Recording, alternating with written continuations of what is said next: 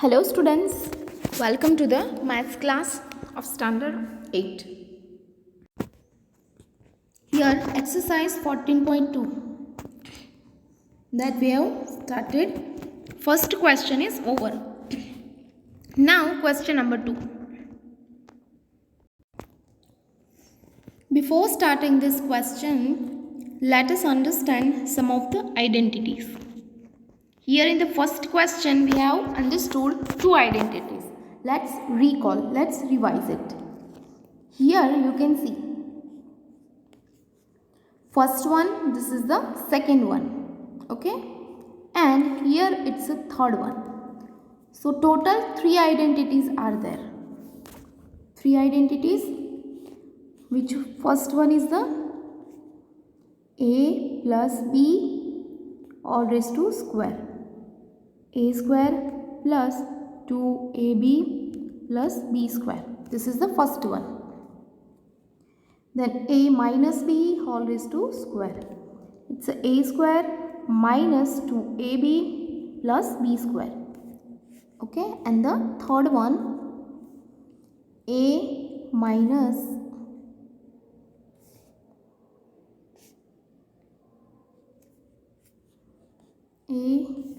okay, let me change the color.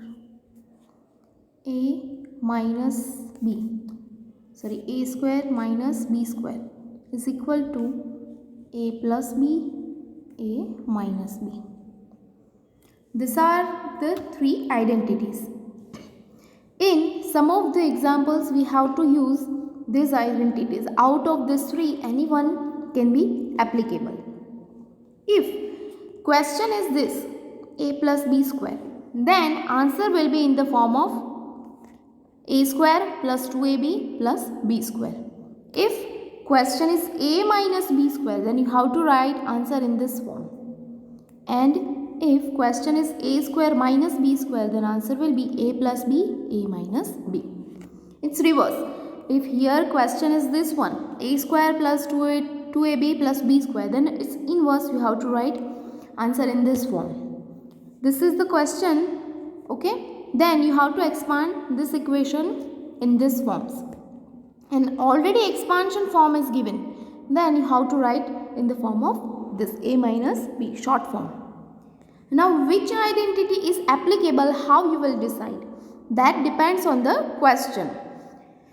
That 2 terms are given, 3 terms are given. If this expansion forms are given, then you have to check 3 terms are given or this way 2 terms are given.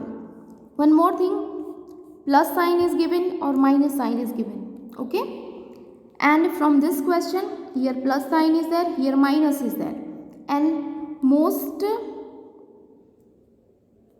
difference is there.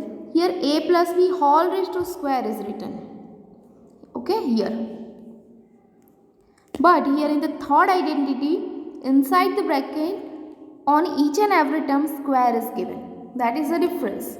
So this identities you have to write 10 times in the rough book to understand it, to learn it, to remember it. You have to do practice to remember these identities. Otherwise there is a chance you may miss this identities in this question in the answer. Okay. So these 3 identities you must have to remember. Let me tell you. A plus b square is equal to a square plus 2ab plus b square. This a is known as a first term and b as a last term. Or you can read it as a first term square plus 2 into first term into last term plus last term square. Here everything is same, but here minus sign is there. So with the second term you have to put the minus sign. And here it's a square minus b square is equal to a plus b into a minus b. One time you have to add them up, both the terms, and one time you have to subtract, okay? Now in the question 2, we are going to use the third identities. This one, okay? First question, 4b square minus 9q square. This is the question, we have to find out answer in this form. So what is the question? A square minus b square. and here it's given 4p square. So we have to convert this 4p square into a square. How? That 4 that you can write square of any number? Yes, 2. So here write down 2. Then p square that you can write square as a p to get the square. Yes. So 4p square you can write 2 into p square, 9q square that you can write 3 into q all raised to square. Okay. Here separately square is given, but you have to write whole square because a square it means whole square. Now you can compare this equation with this form, a square minus b square. What is the expansion? A plus b, it means 2p, or first you can write minus sign also, that's no problem, it's both are same, a minus b, a plus b. So a minus b, 2p minus 3q, a plus b, 2p plus 3q. Okay, same thing second one. Now let's see the example number, such examples which is the same as the first one. First, then the third one, okay, then this sixth one are same. Directly you have to write as a square form and you have to expand. Okay, so this remaining two examples in the homework. Now let's see the second one. In the second example, anything you can take out common, any number, any alphabet, any constant. Yes, here number 7 that is a common, so write it down outside of the bracket. Now what remains inside the bracket? 9a square minus 16b square. Now 9a square that you can write as a 3a whole raised to square, 16b square that you can write as a 4b whole raised to square. Now this 7 will be same as throughout the example. You have to expand this one.